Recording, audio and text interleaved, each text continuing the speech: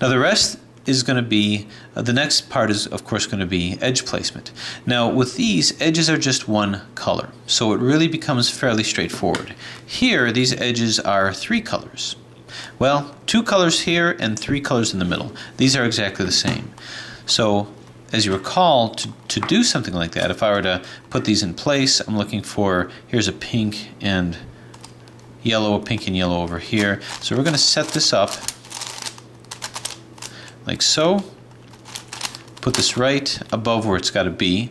Now make sure you have an edge that's not solved on this side, and just move this down. We have to tear into our center a little bit, so move this in. As you can see, this is here. Bump it out of the way.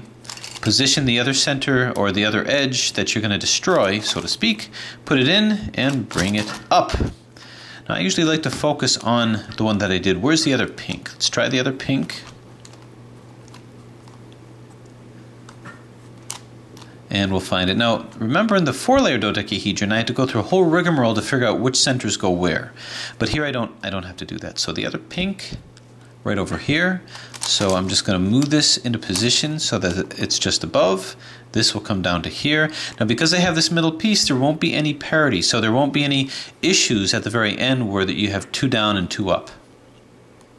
Or rather, where you have 3 down and 1 up, or 3 up and 1 down, with edges being rotated incorrectly. So we just move this down to put this in position, take this out of the way. These middle edges act as kind of a keystone to guide us where the edges are supposed to go, how they're supposed to be oriented, and then move this back up. If I didn't have this middle edge piece, these two would just be with each other, and I would have to rotate them any which way.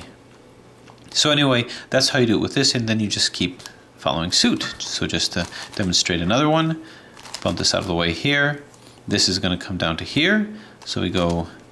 Now I don't want to put this on top, because if I did, when I move this down, understand, I'd be substituting it with this as I move this out of the way and bring this down. So I don't want to do that. I have to be very careful to put one that is not in yet over here. So turn, bump it out of the way, move this in place, and bring it up. I already have this next to here, so I can try to move this into position.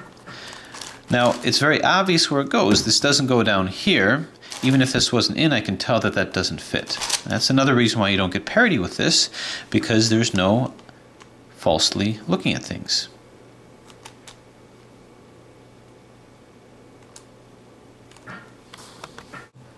Okay, so we have this here, which we're trying to move into position with this.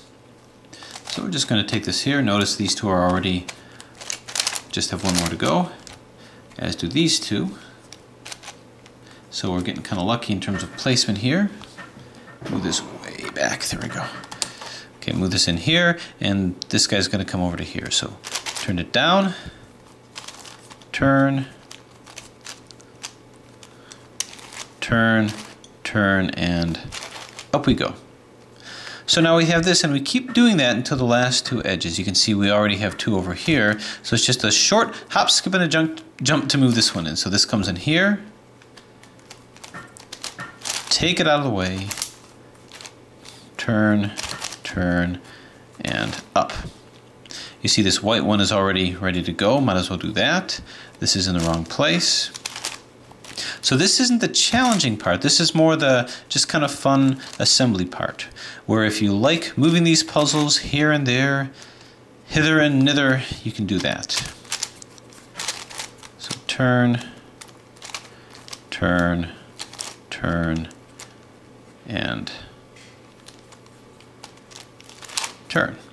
Okay, now you can see I'm not going to put the other red one over here. If I did, I'd end up with a situation that I would have to fix with the Red Bull algorithm. So I'll just know not to do that. So we're just going to keep doing this until we get to the last 2 edges. You can see we're already filling things in pretty nicely. Now I'm going to pause a little bit and just look at this guy over here. So this one, it's even easier to visualize because, well, you don't have to keep track of anything here.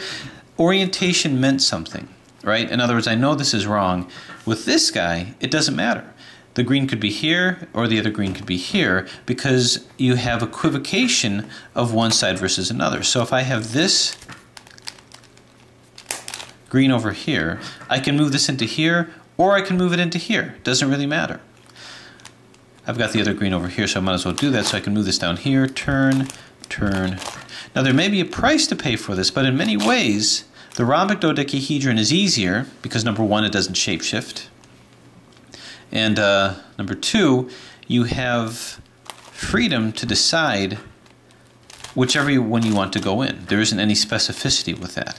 Now sometimes that equivocation can lead to problems at the end. Now I don't want to put this in because I already have that. So move this down. So this is actually a completed edge. Turn, take it out of the way, or move it to the side, take it out of the way, move it back, and then bring this in. So to here. So in many ways, this one is going to go a lot faster. And that's why the rhombic dodecahedron is actually easier in many ways than the straight sliced dodecahedron. Bring this down here. Put it to the next place. Take it out of the way. Move it in. And move your centers back up. Like so. So this goes pretty quick.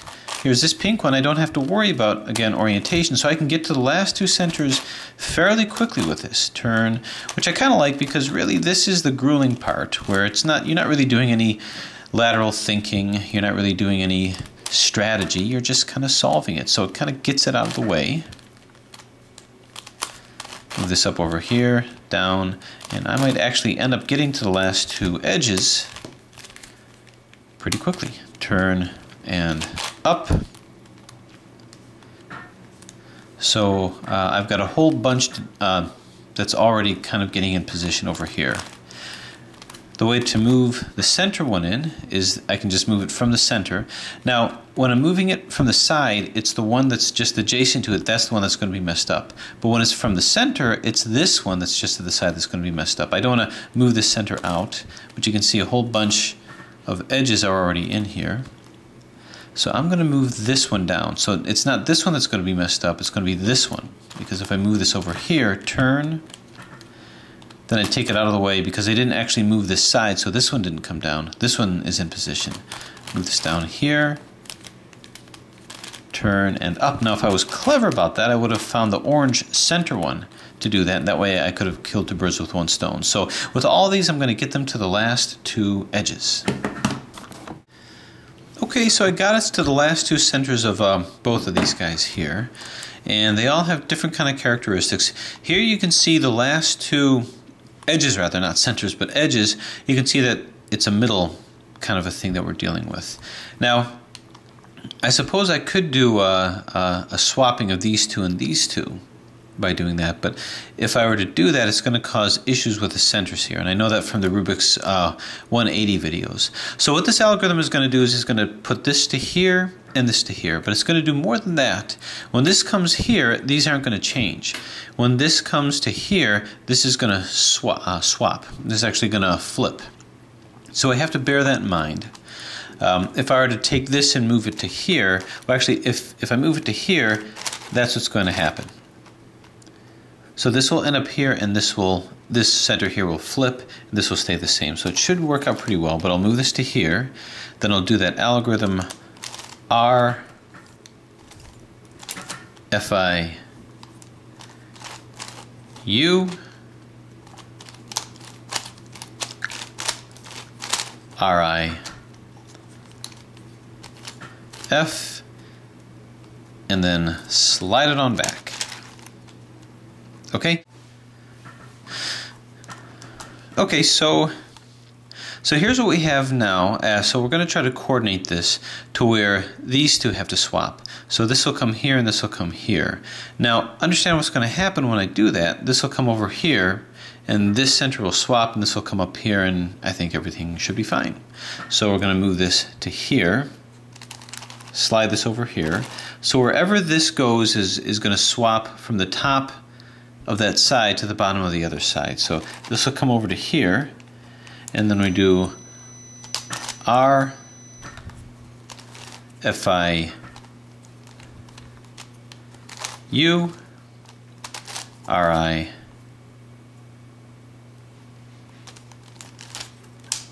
F, and then we just bring it on back. back. So everything is in and everything is fine.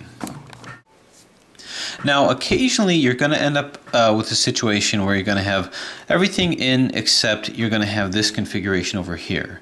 Now, I'll tell you that in this kind of a mod, when you have all the centers that have specific places where to go, you're not going to find just one with this. You're going to find two, such as these two over here. So if in your doing your last two edges, you ended up with both of them out like this, or you ended up with one that was fine and one that was out, you're going to find another one out here that's out as well. So you're always going to have two that are going to have this wrong quote parity situation. It's not really parity, it's more placement. It's not parity because you can recognize it, but if you had one that was in like this and you never fixed it, you're going to get in your last two centers a configuration where another one is going to be out. And here's the reason why. Remember, with the law of cubes, this wants to be solved. But if you end up with a situation like this, it's not going to put you in a position where you're going to get into an impossible situation, not with an odd layered puzzle. Because what you're going to do is you're going to do the Red Bull algorithm to flip these two and rotate these two. But when you do that, you're also going to cause a rotating of these two center 1x3 bars. So this will stay the same, but these two will swap, which means that after you fix this, this will be broken. But then you just do another one to put it back in. If I just had one of these out, then I'm going to be stuck, because if I fix it, I'm going to end up with a situation where the center is out. So pick your poison. Either the center is wrong or the edge is wrong. But that's not going to happen with this. You're going to be able to fix this. Now, if you do have a 5-layer mod where you end up where you find just one is out, and this is in and everything else is in, then look for equivalencies of your centers. Look for a situation where you're going to have to swap two centers because something got equivocated there. But just by way of demonstration, if you see this, then I can do the Red Bull algorithm, which is 2R, 2B, 2U, and then L, and I'm basically using this is my R and this is my L, then 2 up, RI, 2 up, R, 2 up, 2F, R, 2F, Li, 2B, and 2R. Okay, so you'll find it did indeed put this in, but look at this. It switched these two. But not to panic, you're going to find another one that you can use to put in here and set this back. Now, this Red Bull algorithm that I'm using, there's the other things that are affected by this is what caused me to use this for the cuboid solves, the floppy cuboids. When I ran into something of a trouble with this, I'm using exactly the same algorithm just applied to that. So if I do this again, now it'll fix this. So once again, so now everything is in. So now what we have is we have a fully reduced 5-layer dodecahedron that's been reduced to a 3-layer dodecahedron. Taking a look at this now, this is a much kinder, gentler kind of a thing because I don't have any issues with positioning. I could swap these two and you wouldn't know the difference and you wouldn't care because it doesn't have difference in shape and it doesn't have difference in color. We have equivalency with color and equivalency with shape. So when doing this, all I have to do, I don't have to do any Red Bulls because it doesn't do any good to swap these two. But I want this to come here and this to come here. So I'm simply going to move this over to here. And then do my algorithm, R, FI, U, RI, F, and swing it back, and that's all I had to do. It's never going to run into any issues. So now what I have is I have my reduced puzzles. So then it's just a matter of finishing it off with our 3x3 solve. This one is a little more difficult, has a little more going for it, but it's easier than the 4-layer version because everything is already known to me. So I'm going to put this in here, start off with my cross. I can find the silver one. Now I have this here, I might as well put this in the correct center, and that correct center is going to be here. but I've got to line it up correct. You can see that this is off by 180 degrees. Oh, actually not even doing this one. So I'm going to put it in here. So actually with this one you can see that this is exactly where it needs to be. Purple and gray, I'm looking for the little purple and grays over here that can guide me. Here's a purple and gray. So I'm going to put this in conjunction with the proper side here, turn. And this is for those of you that just want to see this beast finish up in terms of the solve. So this comes over to here, so you've got this here. Another purple and gray.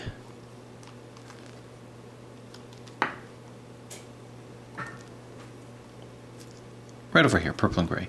So I'm going to match this up with the blue down here. So let me actually just move this up like so. I'll move this down here, and at least I've matched this one up. So now I can wheel this into here. So working on my cross. And now looking for the silver right over here. Line this up with the proper center over here, and just plop it on up. So now we're bringing order out of the chaos. Solving it like a cube and ending up with a dodecahedron at the end. So now we just do corners, and that's RIDIR-ing it. So here this is going to be purple, yellow, and, well, it's going to be green on the side over here. Well, purple and yellow anyway, and green as you can see here. So turn, down, down, and up. This is where it needs to be. Silver and yellow. Not here, it must be up here somewhere, and it is. So let's do this one, silver and blue. Silver and blue down here perchance. Yeah, right over here. So turn, turn. This is just something like the RIDIRDs. I'm just extending it one over. There we go. Which gives us our silver and yellow.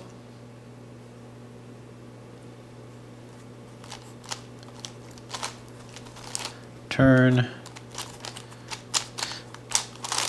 Turn, turn. Now the more I use this, the more broken in the puzzle gets, and the easier it starts to move, and the more stable the pieces become. A couple times I've had to re-superglue it, but again, that's no problem. And turn. Okay. The last of the purples, which is this guy here. Turn, turn. Okay, so we have our first layer over here, and then this is just standard second layer stuff. So this is going to come over here. UR. UIRI. Again, this is beginner's method, so no surprises here. And I've been using beginner's method on all my puzzles. It's easy to remember, straightforward, fairly intuitive, gets the job done. Okay, so this is going to come down to here, so same kind of thing. Turn, turn, turn, turn, and here we go. So second layer is done, and now we have the dreaded last layer here. Okay, let's go ahead and do the same thing over here and see if there's any differences, because it's that last layer that's always something of a challenge. So over here, it's easier to see the coordination of the different centers. Blue here, actually pink to pink, white to white, blue to blue, purple to purple, so I can orient these like so. Now this is the center over here. These are going to be edges, so I'm just going to get the cross the same way. Here's a purple one here, so I'm going to bring this to the side, move this center down so I can line it up with this center, and then plop it up. This blue is already here, so I'm going to have to get this down. Turn and turn. So far so good. White, here's white. Double turn this down, move this in. So two different dodecahedrons, different challenges. Each puzzle has its own characteristic and each has its own personality. Some are easier, some are more difficult for different reasons. So I've got my cross here, now I'm just going to do these little corners here. Now notice that this never changes shape. This never shape changes like this over here. So it's one of the differences. So anyway, white and blue, which is over here. So turn, turn, turn. And again, same strategy. Beginner's method, but y'all just want to see this thing solved. Okay, this is in the right place, it's just rotated wrong. You wouldn't know it by shape changing, but you would know it just because of the colors, obviously. And now finishing up with this over here, turn, turn, and turn. Okay, so we have our first side over here, and same thing, turn it upside down, beginner's method, moving it in. Now this doesn't have the specificity of orientation. I can move this in from here, or I can move this in from here. So, and we've seen this before, U, R, UI, RI, turn, turn, turn, and turn. We saw the same thing with the prism puzzle that I did last time. So we have the middle layers over here as well. So now what do we do? Well, let's turn back to this one and see how things might be different, because this one is a little more complicated. What we're going to do first is orientation. Which one is rotated right side up, which one is rotated upside down. Now, we're not going to get 4-layer parities with this, so it's going to be even easier. This is obviously rotated right side up. This brown one has to coincide with this, so this is upside down, which means that these two, brown and whites, have to be right side up. They have to be facing up. So this is upside down, and this is upside down, and these two are right side up. So we're going to hold this over here because we have a line formation, because as you recall what this algorithm is going to do, FRU, RUI, FI, this stays the same. This slides over here but does not rotate. This jumps over here but rotates, and this jumps over here and rotates, and that'll get everything where we want it. So we have FRU,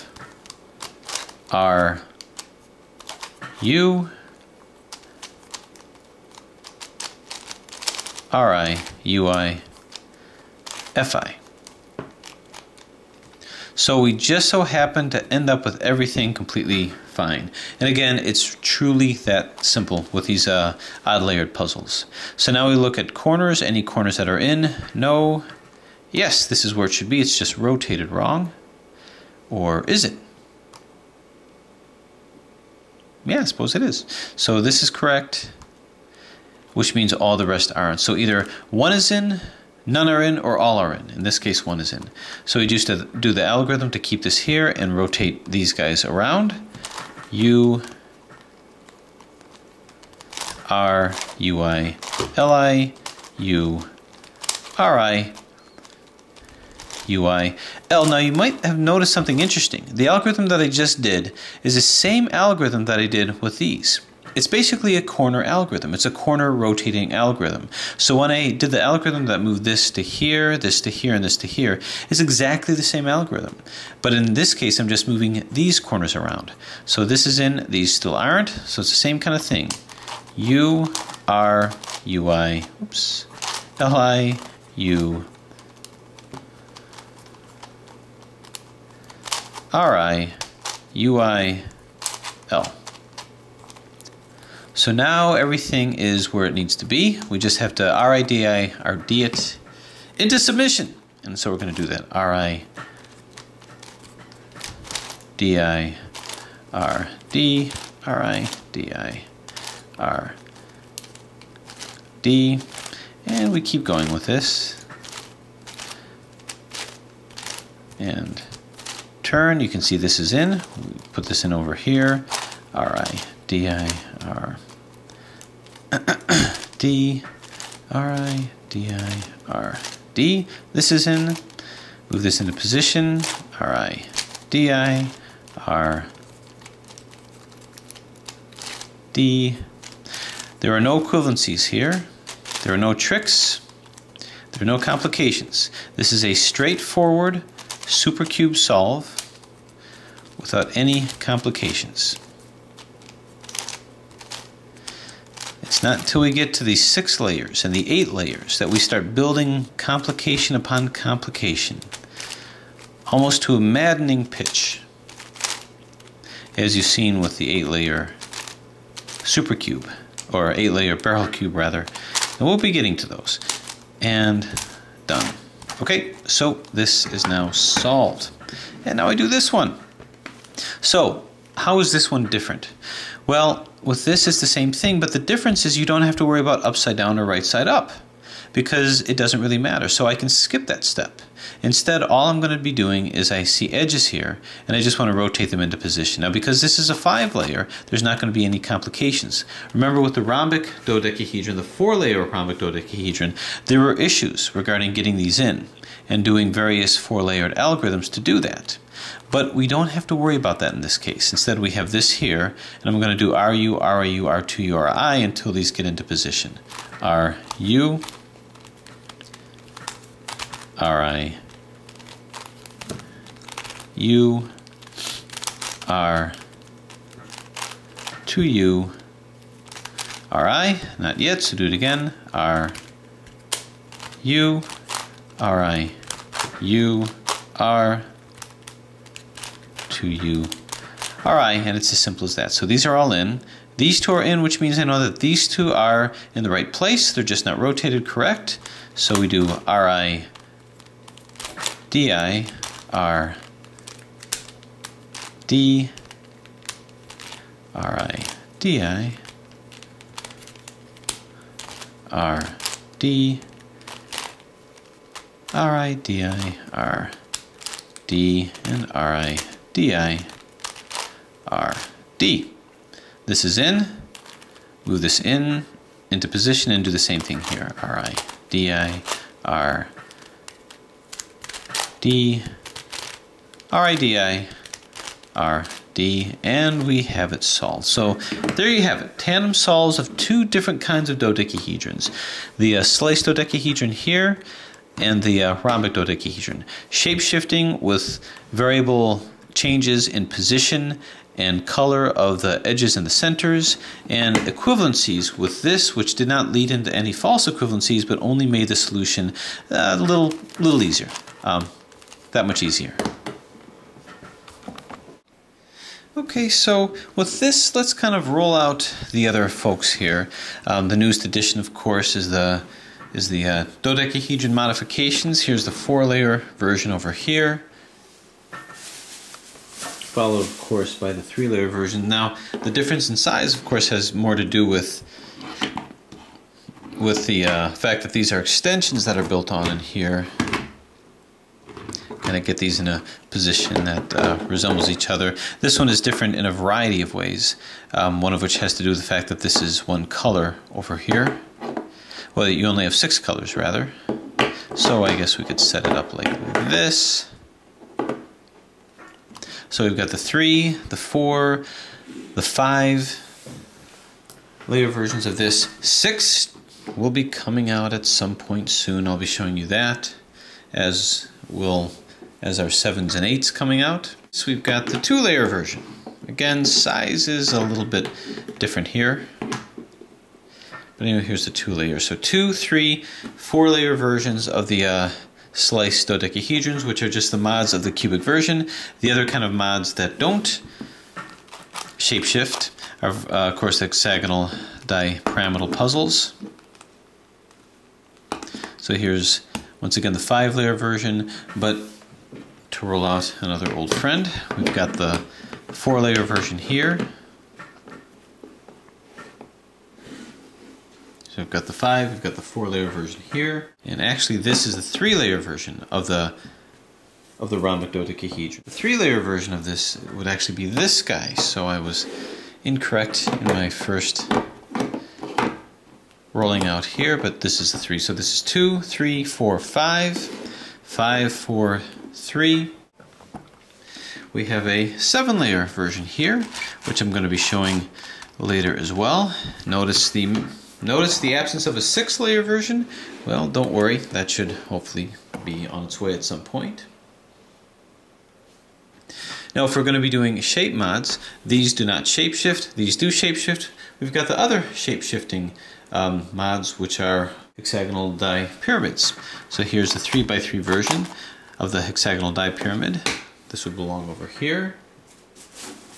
2x2 version, of course, we've seen from Raphael, this guy over here, but they're all dodecahedrons.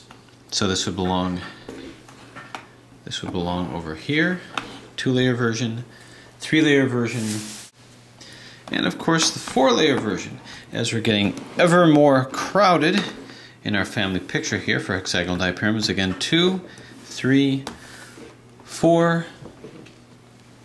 We've got the 5-layer version here as well, which turns very well. I think I've done a demonstration on this guy as well. 5-layer version. We have so far the absence of the 6-layer. However, we do have 7-layer version over here, which is from Ryan. Excellent training puzzle. I'll be demonstrating this shortly also. So we've got the 7-layer versions of the rhombic dodecahedron, 7-layer versions of the hexagonal dipyramidal puzzles. And lest we forget the originals, which are the true face-turning dodecahedrons, where they came from. Non-shape-shifting, non-supercubes. 3-layer versions here, 4-layer version megaminx, 5-layer version gigaminx, 6-layer version master kilominx, 7-layer version the teraminx, getting more and more crowded here, 9-layer version petaminx. This is a shapeways. This is not the mass-produced version, but this is the shapeways version. Let's roll all of these guys out here too. Kind of spread back a little bit. Maybe if we spread back here a little bit. And not to forget, of course, the 2-layer version, which is the kilominx. And we'll put that in its rightful place. So let's pull back on what we have over here as we see the face turners, the hexagonal dipyramids, rhombic dodecahedrons, and slice turning dodecahedrons. And look a little bit closer and more at our family tree here.